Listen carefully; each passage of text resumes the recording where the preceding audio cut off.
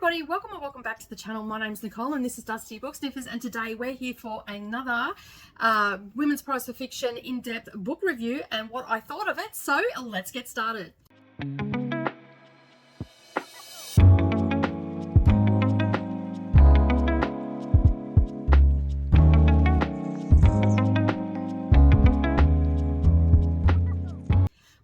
Good evening everybody, and welcome back to the channel. Thank you for taking some time out of your day and spending it with me while I work out what I'm actually going to be reading off the Women's Prize for Fiction, which, if you've already seen this title, you already know. So it's sort of a mute point, really, isn't it? So anyway, as you know, I couldn't decide on what I was going to read and all that sort of stuff. So basically, I have just been spinning up the wheel. So I'm going to spin up the wheel and put that in here, and that way you know what I'm going to be reading, just in case you missed it off the title of this video. And I'll see you in just a second.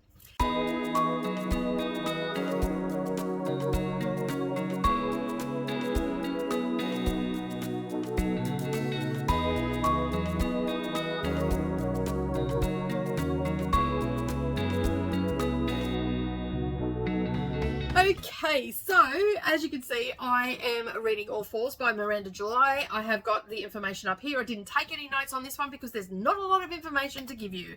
So this one is falling into the category of LGBTQIA+, literary fiction, and yeah, that's pretty much all I've got to go on, because it says here, so I'm just on Storygraph. As you know, I've been using Storygraph quite a bit this year just to get a general idea of it. It gives me that little blurb on who the readers will be for this, because I actually have no idea. I am learning about the book just as you are with me.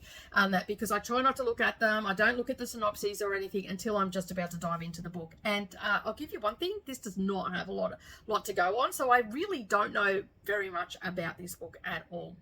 So right now, this on Storygraph has had 14,824 reviews, and it's coming in at a 3.76. So it's not a great, like for me, it's high. It's over 3.5. Anything under 3.5, I'm a little bit wary about. Anything over, you know, it has some sort of redeeming qualities, and people are generally liking it. The moods of this book are reflective, emotional, reflective, and funny, and challenging, and a bit adventurous as well. So yeah, so I think I'm going to be in for a bit of a ride on that. So I love how some of these books end up having funny put into it, and then you read it and you're thinking either I have no sense of humor, or the person that read this and said that it was funny are dark. So yeah, so I'm always a little bit wary of where I'm going with it and all that sort of stuff. So let's find out exactly what it is about. So we have here that we are following a semi-famous artist announces that she's going to drive across the country from LA to New York, and 30 minutes after leaving home, leaving her husband and her child at home, she spontaneously exits the freeway, beds down in a nondescript motel, and immerses herself in a temporary reinvention that turns out to be a start of something entirely of a different journey. So yeah, so I'm assuming, because it says here, New York Times best-selling author returns with an anyway, sexy, tender, hilarious, and surprising novel about women upending their life. So that's always a funny time. So I'm guessing there are some funny moments in this. And it's also saying that it is ideal for readers who enjoy witty, introspective narratives exploring the complexities of female identity, desire, reinvention, with a blend of humor and emotional depth. So sounds like we're going to be in for a fun time on that. So I'm going to get started on that and do all the things that I do in a day. I'm actually going to listen to this one. So I will let you know. Oh, I just should look here too. It says, it goes on to say that Miranda July's second novel confirms her brilliance as a unique approach to fiction, with July's wry voice, perfect comedic timing, unabashed curiosity about human intimacy, and a palatable delight in pushing boundaries. All Four tells the story of one woman's quest for a new kind of freedom, part absurd entertainment, part tender reinvention of the sexual, romantic, and domestic life at 45, female artist. All Fours transcends expectation while evocating, excavating, our beliefs. I should get glasses that I can have on, and because I can't see the camera without the glasses on, and I can't read with the glasses on, so that's why I keep doing this, so I can look at the top of the glasses, because that's yeah, anyway. Excavating our beliefs about a life lived as a woman. Once again, July hijacks the familiar and turns it into something new and thrillingly profound, profoundly alive. So I've never read anything by this author before. This is their second one. Yeah, so I'm interested to see if I'm going to like this author or not. All right, I'm going to get into it and I'll be back. Hi everybody, I am listening to All Fours by Miranda July, and this book is a little weird. I'm in the diamond painting room at the moment. I'm just doing a little bit of craft and whatnot, but yeah, and I'm listening to it and I'm just like, I don't understand what's going on right now. So the main protagonist has decided that she's going to go and drive to New York. She's an artist, and there's a lot of mention of sex and all this sort of stuff. Now I believe that she's middle-aged. I hate that term because it's not. She's in her 40s, okay, and so yeah, like, and she's got kids and everything, and or a kid. I may have missed. I think she's got one or two, yeah, and she's decided that she's going to drive across the country in the United States, and she basically heads off. You know, there's all the preparation and all the rest of it, of her going to leave, and Harris, her partner, saying, you know, you should do this, it'll be really good for you, you should drive, take your time, all this sort of stuff. And yeah, and so, and there's, you know, other things that are going on with that. It's just sort of setting the story up. Anyway, she leaves, and she's sort of feeling guilty about leaving, but at the same time, she's not feeling guilty. She just needs that time away. And so she's stopped to get petrol, not far from home, so she wouldn't have to stop again for like 500 miles or whatever. And then she takes a turn and she ends up at this like dingy hotel that, you know, says it has no vacancies, but there's 2 signs there, no vacancies, which apparently means yes. And then she's in this hotel room and she decides that she's going to get it renovated. And so now they're renovating the hotel room, which she's only going to stay at for no more than a week, maybe a couple of weeks at the utmost. So I'm a little bit confused why you would do that. Like, what is the significance of renovating a hotel room that you're walking away from? And she's dropping 20K on this, like, and I'm like, wow. To walk away, to have that much money, to just throw 20 grand away, because that's essentially what she's doing. So I don't know exactly, like, this is my first check-in, and I honestly don't know where this book's going to go. And there's been mention of, like, people that she's known, and like, she was talking with people about sex and all that sort of stuff, and yeah. Not being very articulate, am I? Honestly, I do not know where this is going to go. So I'm just going to keep listening to it. I don't think it would make a difference whether I was reading it with my eyeballs or listening to it. I just think it's a little bit weird at the moment. And like, the conversation that she had with her dad was like, it's like he has another soul in his body or something, like he's a conduit or something along those lines. And I'm like, what is happening? Anyway, that's my initial thoughts on it at the moment. So I guess we will find out as the book goes on. As I said, I think I'm about 45 minutes to an hour into the book. So there is a lot of setup. I am listening to this quite fast as well. But I'm not missing anything because the narrator is actually reading it quite slow. So I'm not missing anything or anything like that. I've just got it sped up, so it's going to go pretty quickly. But I am really confused right now because I did read the synopses, as you would have heard, and I know that she's an artist, and yeah, and so I think she's just having a, like, for a lack of a better term, midlife crisis, and I think like she might be a little bit I think she's like entering into menopausal, like perimenopausal, and so that is such a hellish time. For someone that's just gone through menopause, I'm out on the other side now. I feel like I'm out on the other side because, I mean, leading up to menopause, that was hell. Hell on earth. So, yeah, I don't know whether I'm relating to her or not because I'm awfully confused by this story right now. I'm just like, you know what, it may be a bit too early and maybe I'm meant to be a little bit confused right now and all the rest of it. But I'm still trying to wrap my head around that, you know, she's contacted this interior designer to redesign and furnish a hotel room that she's walking away from, and she's dropping 20 large on it. Like, and I'm like, whoa. On that. So I will check in. I'm going to be spending about an hour on this, so I'll be probably halfway through by the time I'm finished doing this little bit of diamond painting. And so, yeah, so I'll let you know what I think. But right now, I'm awfully confused, and I really don't know what I think about this book and why.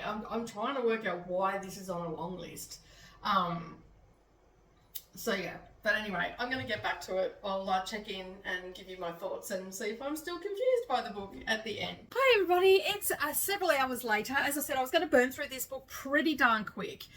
So we're talking about All Fours by Miranda July, and this was a very interesting novel. It's basically a 45-year-old woman, exactly what the synopsis says. It pulls into a hotel, she's getting some petrol, she watches this guy through the window, thinks that he's not paying attention, and basically their paths sort of cross. But as I said in the last clip, like I had no idea, for the majority of this book, I had no idea what was going on. I'm like, what's going on? What? And then I felt like that for probably up until when she went back home, because, you know, she was in the motel only for a short time, and then she's gone back to her husband. She wasn't leaving her husband and child. She was just supposed to be going on this journey across the country, and I guess she was sort of having a little bit of a midlife crisis in a way, and she was trying to reinvent herself. So there are going to be some spoilers, and I do apologise. My neighbour mows his lawn. I think he's going a bit dotty because he comes out and mows his lawn all the time now. And he is getting close to 90 years old. So I'm thinking that he's going a little bit dotty. I keep an eye on him, and his daughter comes to visit and everything like that. But this is the third time this week he's mowed his lawn. And now he's whippersnippering at the moment. We've got a metal fence between us. So yeah, I'm a little bit concerned. So I'm just going to keep an eye on him, and just next time I see his daughter, and just say, hey, you might want to visit a little bit more often, because I'm not too sure he's altogether there. Because I've had conversations with him in the past as well, and I'm like, is that, you know, just the little signs and everything. He seems to be functioning okay. He hasn't lost any weight or anything, and he doesn't look sick. But he's mowing his lawn a lot. He may be incredibly bored. Maybe I should give him a hobby. Maybe that's what I should do. Because it really does interfere with my filming and everything. But anyway, that's beside the point. Back to the book. So, I was a little bit concerned when I was reading this book that I wasn't going to get it. But essentially, she is 45 years old. She's in perimenopause, going into menopause. And so, yeah, and all the things that come with that, the fear and all that sort of stuff. What I found really bizarre, and I'm going to probably do a little bit of spoilers in this, but these are little bits and pieces that are dropped out through the book, and they are significant, but they're not the whole story, right? So we know that her grandmother had, and because I should say that there is mention of suicide in this book, okay, so for those that don't like that, unaliving or however you want to say it, her grandmother found a grey hair, and basically and it's extreme, right? It's extreme. I think that this is like a way that, I don't know what the author was trying to do with this section of the book, but I guess it's a way of explaining the extremeness of, you know, half of the population goes through this. And so it's extreme in its nature, but it was also weird as well, like that it was dropped into the book. So her grandmother found a grey hair, and subsequently unalived herself, and by jumping out of a window. And so I'm guessing it's just trying to show the extreme, but there was more to this as you go through the book. Her grandmother was quite organized and didn't like to put anybody out, I guess, in a way, and so she put herself in a bag and jumped. So that's a little bit detailed, and I know, and some of you are probably grasping your pearls right now. But at the end of the day, it's in the book, and I'm talking about these books in depth. So, but there was so many other things. Like, this was my first indicator. I'm like, well, that was different. That's a strange reason. There has to be more to that. And then her father, as I mentioned in the last clip, he was saying that, you know, he was like a conduit for, you know, souls and all this sort of stuff. That was weird. Like, I was just having a really weird time with this, but it got better. There was even more stuff. So I almost feel like I need to just put spoilers up for this book, because it was so weird. If you want to see what was going on with me as I was reading this book, I suggest you go back, and I'll leave a link to the video. It was a sprint video. And when I was telling Coda about it, there was some fun times being had. The comments were starting to be really funny and all that sort of stuff. And Coda's like, you've made it sound so fun that I sort of want to read it now. So I don't know, maybe my marketing ploy works or whatever. But anyway, there was some interesting, and just the looks on Coda's face were quite funny as well in the comments. But anyway, I'll leave a link to that and you can go and check it out. Just scrub through until you find the chatty bits. I think it's the second chatty bit where I'll timestamp it for you, and then you can go and check it out. But it was quite hilarious. And just know, if you're someone that doesn't like cursing or you know, swear words or crass or indecent behavior, then that's probably a video you shouldn't go and watch. But anyway, I didn't know what I was reading. I was having such a weird time with this book. It was frustrating while it was also funny and all that sort of stuff as well. So basically we have, you know, the themes in this, there is some infidelity, but they don't actually have sex. There's but you know, there was a connection there. They were doing things together, but they didn't actually have intercourse, or I may have missed that. But anyway, because I was laughing so much. But just some of the things that the characters did, and this is absolutely, like, I talked about this in the sprint, so if you want to know what it is, I'm not going to mention it here, but if you want to know what it is, I suggest you go on from the timestamp and just watch it and all the rest of it. But there were some things that were done, and I was like, ew, was that really necessary to put that in? And I'm like, no ma'am, no. These are the things that I was saying as I was going through the book, and I was laughing, and I don't...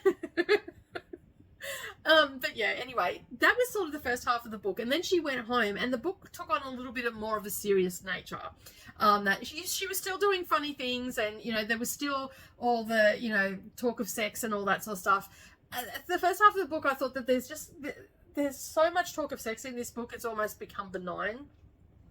That about it, but it was leading up to something. And then the second half of the book, we start to, you know, really discover, you know, what she was thinking, why she thought that way, how she was feeling about it. She also approached her husband about bringing other people into the relationship, but them seeing them separately. So what they call that, polyamorous, is that correct? I think that's the correct term. Correct me if I'm wrong in the comments.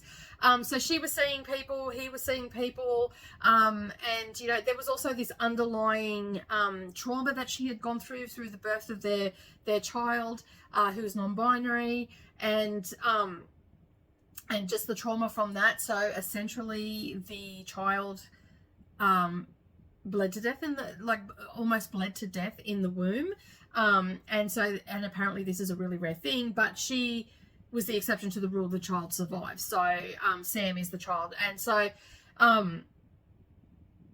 yeah, so there was a lot of serious stuff underneath all the funny stuff as well. But I did not think I was going to, like, as I was reading, I'm like, I don't even know why I'm reading this book. This is ridiculous. But it was so weird and wonderful that I had to keep reading. Does that make sense?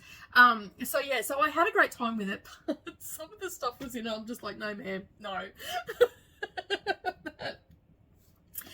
So it was exploring her sexuality and how different women approach menopause and what they go through, and just the whole absurdness of menopause itself, because essentially you lead up to it, and I can speak this from experience. I am a different person than I was there back then when I went into menopause.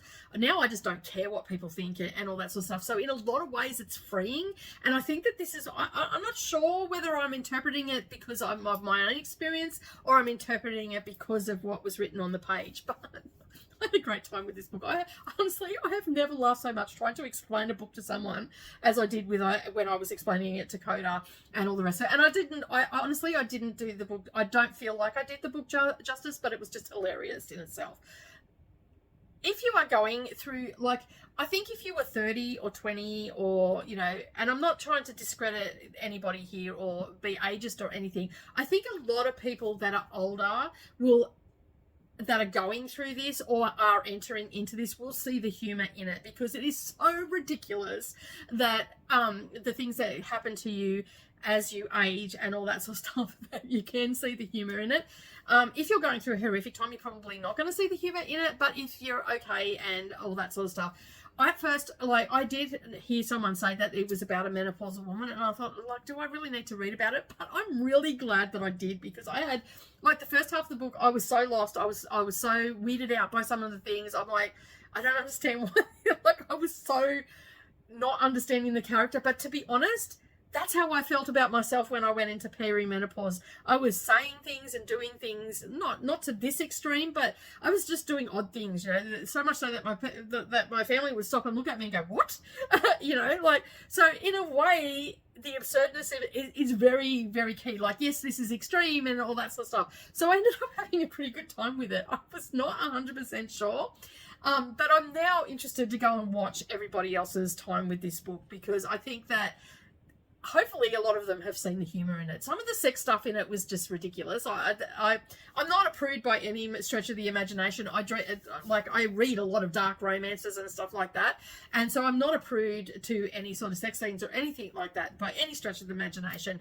But there was just a couple of things that happened, and I'm just like, no, I don't think so. And it wasn't even revolving around sex. It was sort of, she was trying to, I guess, to portray intimacy, but it wasn't the intimacy that you would expect. not canoodling or anything like that. It was very, yeah, go watch it. Like, I'll insert a timestamp before you go watch that. It's so funny. While you're over at Coda's channel, give him a thumbs up, and also subscribe to his channel, because Coda and I are together quite a bit on screen, and we do have some very funny moments. So if you're feeling a bit down, so 9 times out of 10 we can make you have a good belly laugh. So make sure you go over and check it out. So at this point, I feel like I haven't been very articulate about this book. So I really appreciated this book for what it was. It is definitely funny. It definitely is emotional. It's definitely a little bit reflective as well, because she's sort of reflecting back at you know, wasted moments in her life and all the rest of it. And that is a big thing too.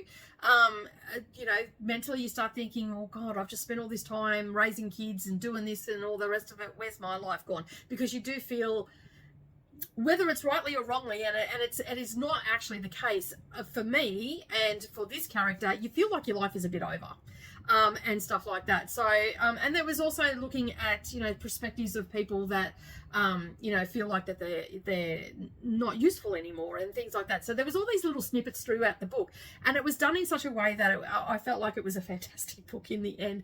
A little bit crazy, a little bit all over the shop and all the rest of it, but at the end of the day, I had a great time. It gave me a good laugh, if nothing else. Like, I had a good chuckle at the absurdness of it, but it did rein itself in towards the end, and, you know, touched on some of the seriousness of feeling alone and not useful and all that sort of stuff. I picked up on those nuances that were in the book, and I really appreciated it for what it was. So I've actually given this 4 stars.